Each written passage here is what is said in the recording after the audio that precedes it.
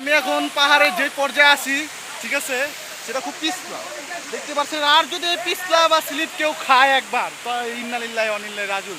দেখতে পাচ্ছেন এখান থেকে কতটা নিচু। আমি 3 ধাপে ভিডিও করে এসেছি, 3 ধাপে কম হইলো 20 তালা হবে।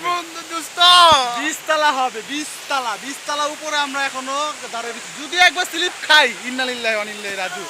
এই যে দেখতেছেন আরো আস্তে আস্তে, এই যে এক ভাই স্লিপ খেয়ে ব্যথা পেয়েছে অলরেডি ব্যথা পেয়ে গেছে। ভাই আপনি যে ব্যথাটা পাইছেন অনুভূতিটা কি ভাই বলেন? ভাই জোস ভাই ভাই জোসে ব্যথা পাইছে, কেটেও গেছে দেখতে পাচ্ছেন।